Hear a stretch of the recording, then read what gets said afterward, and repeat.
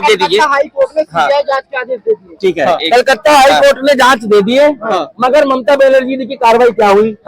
पश्चिम Bengal police अच्छी है या वेस्ट क्या आपकी उत्तर प्रदेश पुलिस अच्छी है? आप बताओ। उत्तर प्रदेश की पुलिस सारी बढ़िया होती है, जो ऊपर से ऑर्डर आएगा ना वही करेगी। तो पुलिस वाले अपनी बेल्ट टाइट करके निकलते हैं घर से कि आज केस सॉल्व करके वापिस आना है। तीसरी बात, अगर यही गलती से छत्तीसगढ़ में हुआ होता, मध्य प्रदेश में हुआ होता, उत्तर प्रदेश में हुआ होता, तो योगी जी 4 दिन की खबर नहीं चलने देते। पूछो क्यों? तो अरे तीसरे दिन तो एनकाउंटर हो जाता। अच्छा, यूपी में ठीक है, हर जगह एक सवाल का जवाब दीजिए। उन्होंने तो कपड़े फाड़ लिए, ओवैसी ने तो शेरवानी फाड़ी थी, वो 12 महीने शेरवानी पहन के घूमता।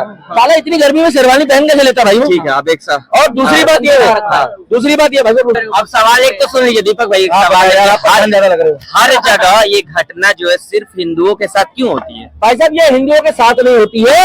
हिंदू कम्युनिटी में लड़कियां जो है उनको बचपन से कहा जाता है, उनको लड़कों को भी लड़कियों को भी। मैं इसके खिलाफ नहीं हूँ, मगर इसमें कुछ मैं चाहता हूँ कि कुछ इसमें ना अमेंडमेंट हो। संविधान में अमेंडमेंट नहीं करा रहा हूँ, कभी तुम्हारा संविधान खतरे में आ जाएगा। हिंदू मुस्लिम सिख ईसाई आपस में सब भाई भाई, ठीक है। अब वो भाई बन के ही लव जिहाद कर ले कोई, क्या भाई बंगाल में रेप करने वाला हिंदू है। नहीं भाई साहब, मैंने तो नहीं बोला आपको, मैंने जाति तो नहीं बताई थी, ये तो इन्होंने पूछा। मैं पूछ रहा हूँ, अभी भी पूछ रहा हूँ, इन्होंने जो पूछा है अभी भी पूछ रहा हूँ। अगर बांग्लादेश में हुआ है तो वहाँ पर एक बात बताओ, इजरायली के साथ क्यों नहीं हुआ? यहूदियों के साथ क्यों नहीं हुआ? 6000 यहूदी है उत्तर प्रदेश में हुआ, 2 करोड़ हिंदू है। कितने? 2 करोड़ हिंदू में से सड़कों पे आए हैं।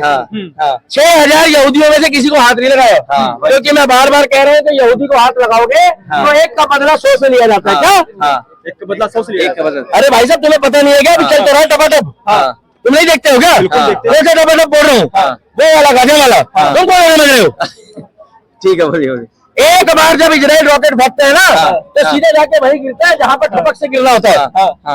मजाक में ले रहे हो इजराइल को? इजराइल को और मोदी जी को कभी हल्के में मत लेना, मगर मैं चाहता हूँ मोदी जी की जगह विकल्प जो है योगी जी आ जाए। और लोकतंत्र है, मैं तो अब भी कह रहे हैं। और दूसरी बात, जब वो बंदा पूरा उत्तर प्रदेश संभालना बढ़िया, तो अगर वो भारत का प्रधानमंत्री बन गया तो भारत का भविष्य सुनहरा होगा और भारत सोने की चिड़िया दोबारा बन जाएगी। मैं गारंटी के साथ। बांग्लादेश पे कार्रवाई कब होगी, क्यों नहीं हो रही है? आज चले जाओ भाई साहब, ये माइक लेके वहीं पे पहले तो जाते क्यों नहीं हो आप? जाएंगे, जरूर जाएंगे। अरे भाई साहब बॉर्डर में भी मत खड़े हो जाना। नहीं तो पता लगा मजाक में पता लगा तुम भी कह रहे हो चल में तुमको उन्हें गई खींचने। अरे भाई बात चल रही है वहाँ की, मगर 10 दिन से मैं खुद कह रहा हूँ कि जांच की चल रही है। खाली जांच चलने से काम नहीं चलेगा। हमारे परिवार के लोग, हिंदू परिवार के मारे जा रहे हैं। अभी बात चल रही है वेस्ट बंगाल की। ममता बनर्जी जी ने ऐसी क्या कार्रवाई करी है जिससे उसके परिवार को इंसाफ मिल गया? दूसरी बात, ना बीजेपी वाला अभी कोई धरने पे नहीं बैठा। आरएमएल हॉस्पिटल में आप जाके पता कर लो, एलएनजेपी में हर जगह हड़ताल चल रही है भाई साहब, हर जगह हड़ताल चल रही है। पता क्यों? क्योंकि वो डॉक्टर नहीं है, वो देश की बेटी है। पहले देश की बेटी है, फिर डॉक्टर है। जब इस देश में डॉक्टर सुरक्षित नहीं है तो देश की बेटी कहाँ से वैसे सुरक्षित होगी? और चौथी बात यह है कि अब भी अगर वोट देने वाले नहीं जागेंगे तो पश्चिम बंगाल की तरह ही और जगह भी कांड होगा। एक बात बताओ, आपने देखा हाथरस कांड हुआ, सबसे ज्यादा चर्चा में रहा। राहुल गांधी बात के जा रहे थे, प्रियंका वाड्रा जा रही थी, लड़की हूँ लड़ सकती हूँ। चंद्रशेखर रावण भी रात को पहुंच गए, लेकिन अयोध्या आपने देखा एकदम रेप कांड होता है, वहाँ पे कोई नहीं जाता। अब बंगाल में भाई साहब देखिए, मैंने पहले भी कहा था, अब भी कह रहा हूँ कि किसी राज्य के हिसाब से आप तुलना मत करो बहन बेटी की इज्जत की। मगर विपक्ष वाले जब टारगेट करते हैं तो वो इस तरीके से करते हैं कि पता करो कहीं बीजेपी के नेता का फोटो तो नहीं खिंचाई, पता करो बीजेपी शासित राज्य तो नहीं है। मैं बार बार कह रहा हूँ कि ये जो यहाँ पर रो रही थी अतिशी,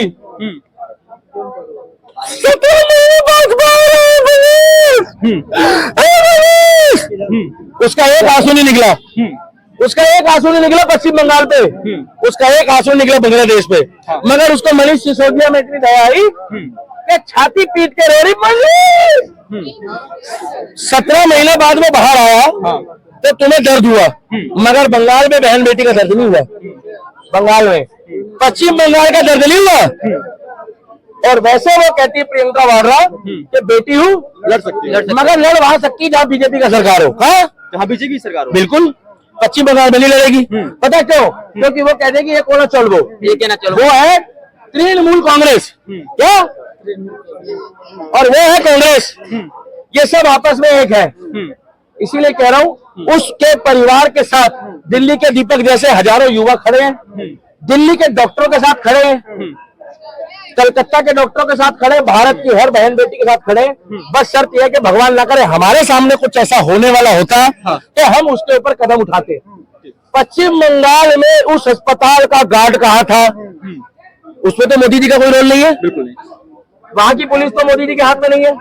वहां का लॉ एंड ऑर्डर कहाँ था? और पूरी रात वो लड़की गायब थी, डॉक्टर नहीं बेचारी, हमारी बहन। तो कोलकाता पुलिस कहाँ थी?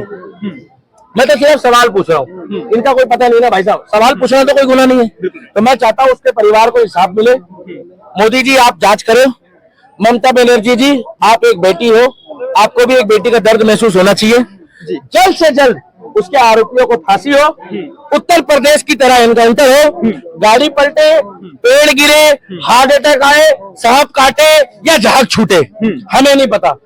और अगर आपके बस की ना हो तो अपराधियों को उत्तर प्रदेश में शिफ्ट कर दो। 2 दिन के अंदर,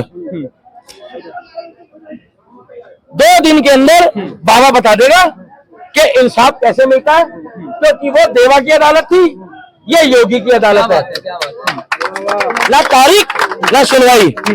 और मैं गारंटी दे रहा हूं उत्तर प्रदेश के जितने भी जज साहब है भैया उनके लिए ताली मार दो पहले। अब पूछो क्यों?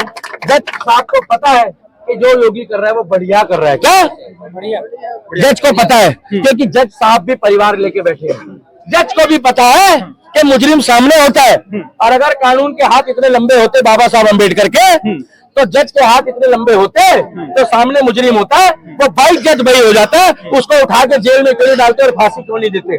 और कईयों को तो मरने के बाद उम्र कैद होती है। क्या मरने के बाद? जो अपराधी मर गया उसके बाद उसको उम्र कैद दी जाती है। तो मैं तो एक ही बात बोलूंगा, अगर ममता बनर्जी जी से प्रोटोकॉल नहीं संभल रहा है तो आप भारत सरकार को बोलो इस्तीफा कहां से दे देंगे। वो एक नया मुद्दा, फिर कहेंगे लोकतंत्र खतरे में, फिर राहुल गांधी आ जाएगा जंतर मंतर में।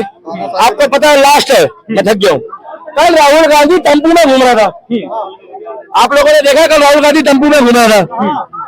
राम जाने कौन सी जगह था, इतनी जांच मेरे, इतने विशेष सूत्र मेरे पास नहीं है, मगर पीछे BMW थी, मर्सिडीज थी, फॉर्च्यूनर थी। भैया ऐसी गरीबी तो भगवान हमें भी दे दे। पूछो क्यों? टेम्पू में घूम रहे हो, पीछे गाड़ियों का काफिला चल रहा है, काहे की गरीबी?